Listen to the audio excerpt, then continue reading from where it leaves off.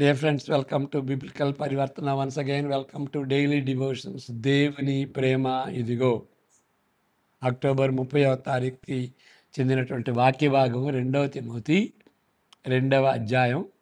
అయితే ఇది సుదీర్ఘమైనటువంటి వాక్య భాగం కాబట్టి మనం 14 నుండి 22 వరకు చదువుకుందాం. తప్పుడు సిద్ధాంతాలను సరిదిద్దటానికి ఎంత సమయం మనం వెచ్చించాలి? అది మీకు సమస్యగా ఉంటుందా? దాని గురించి మనం చెప్పుకుందాం. ప్రార్థన. May the words of my mouth and the meditation of our hearts be acceptable in thy sight, our rock and redeemer. Amen. చదువుకున్న వాక్య భాగం 14 నుండి 22 వరకు.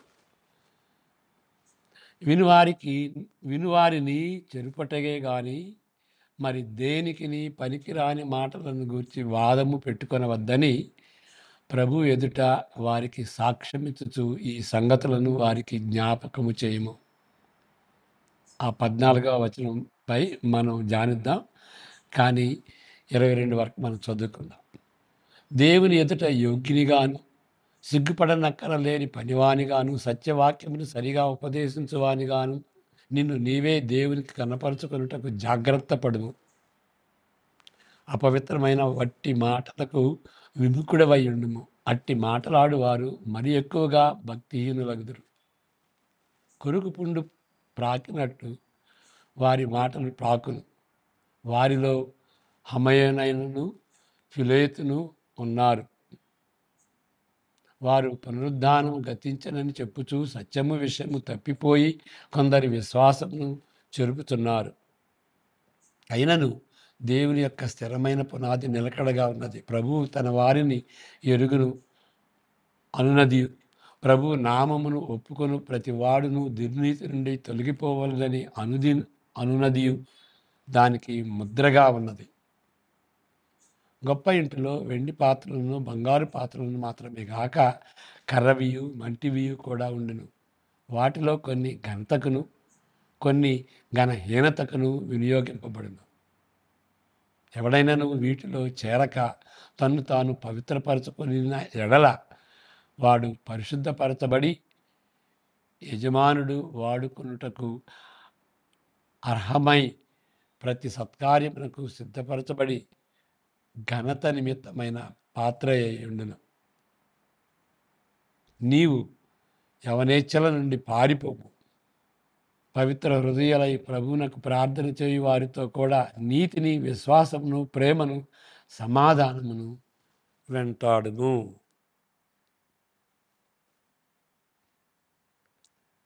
నాత్మక నిర్ణయాల్లో బిజీగా ఉండేటువంటి పాస్టర్లు, బిజీ పాస్టర్స్ కదా, ఆచరణాత్మక నిర్ణయాల్లో అంటే ప్రాక్టికల్గా వాళ్ళకి సహాయం చేయాలి, వాళ్ళకి వాళ్ళకి ఎంత కేటాయించాలి ఆ విషయంలో అని బిజీగా ఉండేటువంటి పాస్టర్లు ఎదుర్కొనే వాటిల్లో ఇదొకటి. ఏంటి ఆ సమస్య? ఏంటి? ఒక ప్రత్యేకమైన తప్పుడు సిద్ధాంతము తలెత్తినప్పుడు దాన్ని ఎంతవరకు ఎదుర్కోవాలి? దీని గురించిన నిర్ణయం అనేక విషయాలపై ఆధారపడి ఉంటుంది. అది సామాన్యమైనటువంటి ప్రశ్న కాదు. ఎంతవరకు కేటాయించాలి, ఎంతవరకు జోక్యం తీసుకోవాలి, తప్పుడు సిద్ధాంతాలు ఉంటే మన సంఘంలో ఉంటే ఎంతవరకు కేటాయించాలి అనేది అనేక విషయాలపై ఆధారపడి ఉంది. ఈ తప్పుడు సిద్ధాంతము ఎంతమందిపై ప్రభావం చూపుతున్నది? ఈ ప్రశ్నలు అడుక్కోవాలి మనం. ఈ తప్పుడు సిద్ధాంతం ఎంతమందిపై ప్రభావం చూపుతున్నది? ఇది సంఘాన్ని విభజించేంతగా బెదిరించేటువంటి ఆ యొక్క సిద్ధాంతమా, లేక ఇద్దరు ఆలోచనతో అతుక్కుపోయిన సమస్య ఉంటుందా? అంటే వాళ్ళ ఆలోచన తప్పుడు సిద్ధాంతం వాళ్ళ మనసులో ఉంది ఒకళ్ళిద్దరిలో. మరి అంటే 10 మంది సంఘంలో ఉంటే అది కూడా పెద్ద శాతమే. ఇది సువార్తను సువార్తను దెబ్బతీసేదిగా ఉన్నదా? లేక అముఖ్యమైన వాటికి చెందినదా? ఈ ఈ ఈ సిద్ధాంతం, తప్పుడు సిద్ధాంతం అది ఎలాంటి సిద్ధాంతం? ఏది చిన్న చిన్న విషయాలు పట్టించుకున్నట్టుగా ఉన్నదా? లేకపోతే సువార్తను కేంద్రంగా మన మన సేవకి కేంద్రంగా ఉంటున్నటువంటి సువార్తను కూడా అది ఆహ్, దాన్ని ధ్వంసం చేస్తుందా? దీని గూర్చి ఇంకొక కొన్ని ప్రశ్నలు. దీని ఈ సిద్ధాంతం గూర్చి బైబిలు స్పష్టంగా బోధిస్తుందా? లేక దీనిపై బైబిలు అంతగా పట్టించుకొనట్లేదా? అని కూడా అడగాలి. అంతే మాత్రమే కాదు, స్పష్టంగా ఈ సమస్య ప్రాముఖ్యమైనదైనప్పటికీ దానిపై ఎంత సమయము, ఎంత దృష్టి ఉంచవలనని మీరు నిర్ణయించుకోవాలి. స్పష్టంగా ఈ సమస్యపై నిర్ణయించుకోవాలి. ఈ సమస్యకి ఎంత సమయం కేటాయించాలి? ఆహ్, ఎంత ఎన్ని ప్రసంగాలు చేయాలి? ఎంత బోధ చేయాలి? అని ఆలోచించుకొని ఒక నిర్ణయాలు తీసుకోవాలన్నమాట. ఒకవేళ చాలా తక్కువ శ్రద్ధ చూపిన యెడల మీ సంఘంలో చాలామందిపై ప్రతికూల ప్రభావం పడవచ్చు. మరి అంటే చూపించాల్సినటువంటి శ్రద్ధ కంటే మరీ తక్కువగా చేస్తే మరి మిగిలిన వాళ్ళపై ఆ యొక్క తప్పుడు సిద్ధాంత ప్రభావం పడవచ్చు. ఒకవేళ మరింత శ్రద్ధ చూపిన ఎడల మీ పరిచర్యలో ప్రాముఖ్యమైన వాటికి సమయము ఇవ్వలేకపోవచ్చు. క్రమక్రమేణా సముద్రము లోపలికి కొట్టుకొని వెళ్ళుచు తీరాన్ని తీరానికి తిరిగి తీరాన్ని తిరిగి చూడలేకపోవచ్చు. ఎందుకంటే ఇక ఇక ఆ సిద్ధాంతాన్నే పట్టుకుని ఈత ఈదుకుంటూ మరి సముద్రంలో ఈదుకున్నట్టుగా లోపలికెళ్ళి ఇక ఇక ఒడ్డుకి చేరేటువంటి పరిస్థితిగా ఉండలేకపోవచ్చు. కాబట్టి ఎంత టైం కేటాయించాలి? ఎంత శ్రద్ధ చూయించాలి? తక్కువ చూయించకూడదు, ఎక్కువ చూయించకూడదు. తక్కువ చూయించితే మరి ఆ ప్రభావం చాలా మందిపై పడొచ్చు. మరి తక్కువైతే మరీ ఎక్కువైతే ఇక దాంతోనే కొట్టుకు వెళ్ళిపోవచ్చు. సంవత్సరాలు గడిచే కొలది నేను అంటే కార్సన్ గారు అనేక సమస్యలను గూర్చి ప్రస్తావించాలని లేక కొన్ని తాత్పర్యాలపై దృష్టి పలిసి వచ్చినది. అంటే ఎక్స్‌పీరియన్స్ ఆయన సేవ సేవలో నిమగ్నుడైనప్పుడు ఇక ఎన్నో సమస్యలు, అంతేకాదు వాక్యాన్ని ఎట్లా అర్థం చేసుకోవాలనేటువంటి ఆ తాత్పర్యాలు దానిపై దృష్టి పెట్టాల్సొచ్చింది. అయితే ఇది కొన్ని మాసములు లేక కొన్ని సంవత్సరాలు మాత్రమే మన్నింది. అంటే ఆ దృష్టి పెట్టడం అనేది ఇక జీవితకాలం అంతవరకు అది కాదు. కొన్ని సంవత్సరాలు దానిపై మనసు పెట్టాల్సొచ్చింది. లేకపోతే కొ కొన్ని విషయాల్లో కొద్ది సంవత్సరాలు మాత్రమే ఆయన దానికి కేటాయించాడు. వాటిలో కొన్నింటిని గూర్చి సుదీర్ఘంగా సుదీర్ఘంగా ఆలోచించుట ఉపయోగకరంగా ఉండవచ్చునేమో.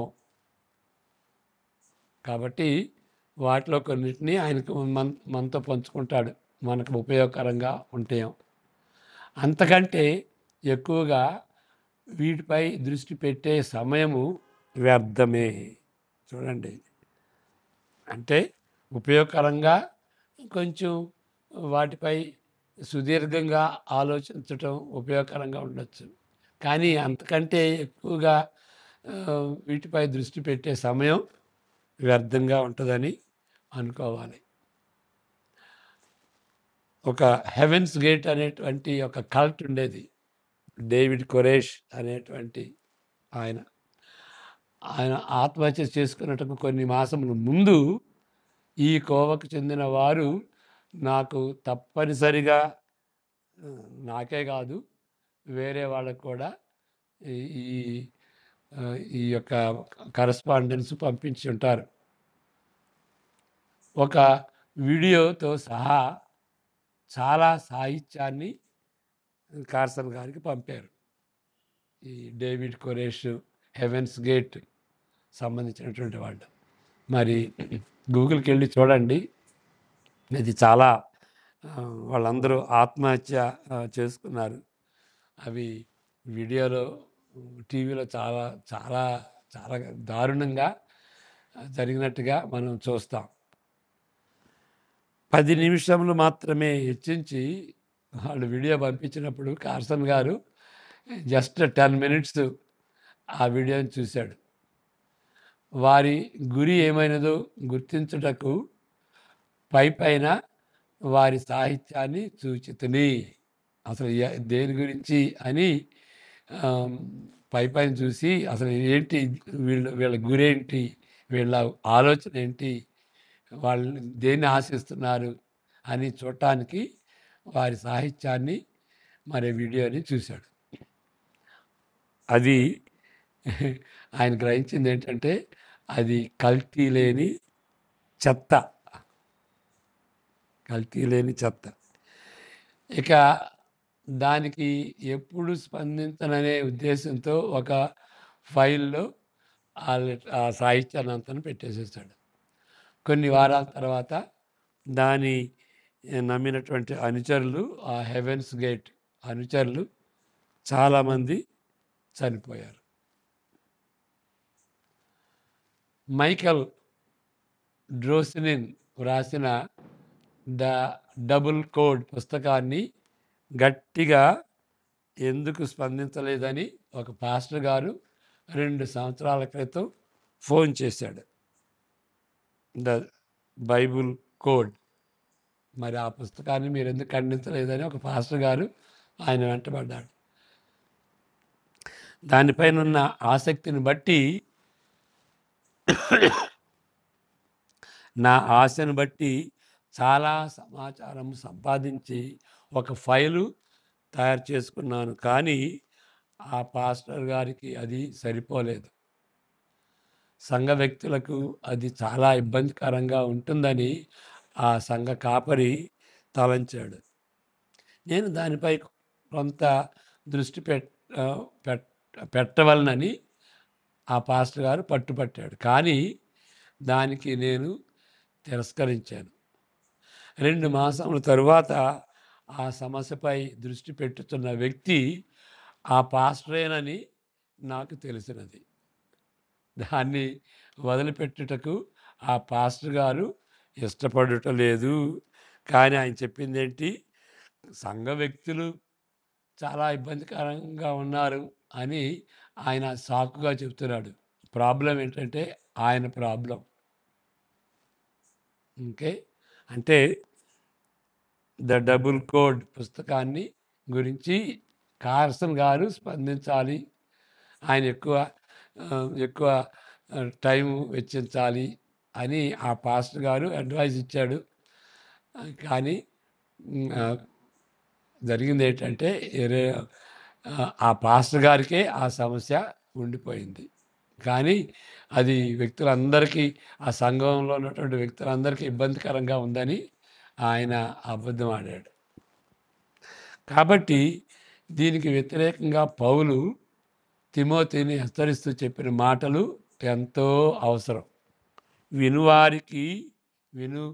వారిని చెరుపుటకే కానీ మరి దేనికిని పనికిరాని మాటలను గురించి వాదము పెట్టుకొనవద్దని ప్రభు ఎదుట వారికి సాక్ష్యమిచ్చుచు ఈ సంగతులను వారికి జ్ఞాపకము చేయము. మరల చదువుతాను. వినువారిని చెరుపుటకే గాని మరి దేనికిని పనికిరాని మాటలను గురించి వాదము పెట్టుకొనవద్దని ప్రభు ఎదుట వారికి సాక్ష్యమిచ్చుచు ఈ సంగతులను వారికి జ్ఞాపకము చేయుము. క్రిస్టియన్ లీడర్స్కి చెప్పయ్యా అని తిమోతికి పౌలు రాస్తున్నాడు. వినివారికి ఇది ఇలాంటి అనవసరమైనటువంటి ఈ వాదనలు పెట్టుకోవటం అది స్వార్థకు సంబంధించింది కాదు. ఇప్పుడు ఈయన చెప్పినటువంటి ఆ దావీదు ఆ కోడ్ కానీ, బైబిల్ కోడ్ కానీ, లేకపోతే హెవెన్స్ గేటు దానికి సంబంధించినవి కానీ అలాంటివి ఈ సంఘంలో ఎవరన్నా దానికి ఎఫెక్ట్ అయితే దాన్ని బట్టి సంఘస్థులపై ప్రభావం పడితే అప్పుడు దానికి సమయాన్ని కేటాయించాలి. కానీ మీ సంఘంలో అది ప్రాబ్లం కానప్పుడు దానికి సమయం వెచ్చించటం అది అది సరైంది కాదు.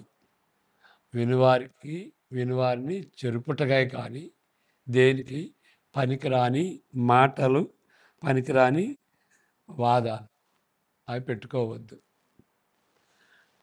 మరి ఇంకొక హెచ్చరిక 23వ వచనం అది చదువుకుందాం. నేర్పులేని మూడుల విపత్కముల జరగనములను పుట్టించునని ఎరిగి అట్టి వారిని విసర్జించు. మరలా చెప్తాను. నేర్పులేని మూడుల వితర్కములు జగడములను పుట్టించునని ఎరిగి అట్టి వారిని అంటే జగడం వేసుకునేటువంటి వితర్కాల జోలికి వెళ్ళకూడదు. వాళ్ళు మూడులుగా ఈయన హెచ్చరిస్తున్నాడు.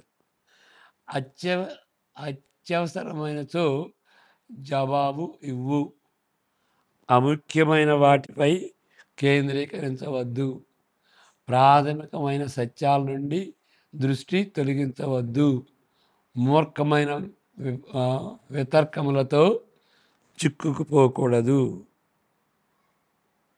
అసలైన సమస్యలు అతి ముఖ్యమైనవి, వాటిపై దృష్టి పెట్టు.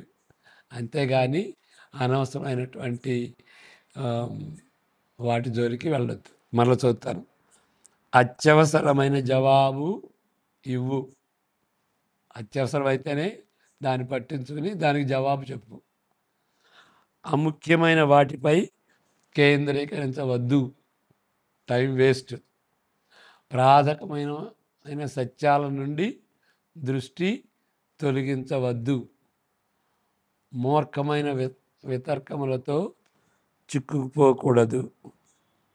ఎందుకంటే అసలైన సమస్యలు అతి ముఖ్యమైనవి కాబట్టి అముఖ్యమైనటువంటి వాటికి ఏం టైము ఇవ్వద్దు.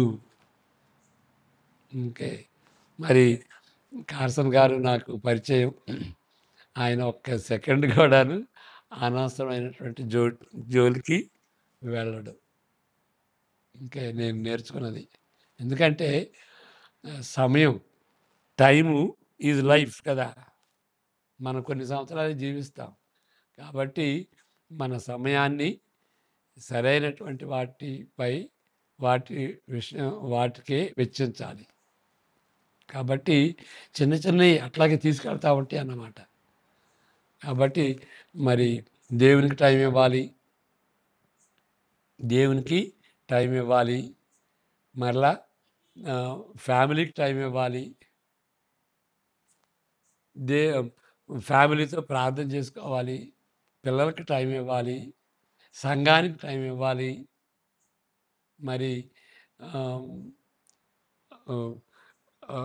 న్యూస్కి టైం ఇవ్వాలి, సంఘస్థుల సమస్యలకు టైం ఇవ్వాలి, మరి పరిచర్యకు ప్రసంగం చేయటానికి, స్టడీకి టైం ఇవ్వాలి. ఇంకా వీటన్నిటికీ టైం ఇస్తే అవన్నీ అసలైనటువంటి సమస్యలు కదా. వాటికి సమయం ఇవ్వకపోతే ఇక వీటికి సమయం ఇస్తే వీటికి ఇవ్వు అన్నమాట. అది మనం గమనించుకోవాలి. ఆ విధంగా సమయాన్ని మనం జస్ట్ గాసిప్ చేయకుండా సమయాన్ని మనం సేవ్ చేసుకుని ఆ, అసలైన సమస్యలకు మనం సమయం ఇవ్వాలి అని కార్సన్ గారు ఆయన ప్రాక్టీస్ చేస్తాడు.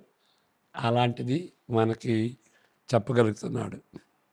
అంతేకాదు పౌలు తిమోతికి చెప్పినటువంటి మాటలు కూడా అవే. కాలాన్ని వృధా చేసుకోవద్దు, ముఖ్యమైనటువంటి వాటిపై శ్రద్ధ చూపాలి. ప్రార్థన చేసుకుందాం.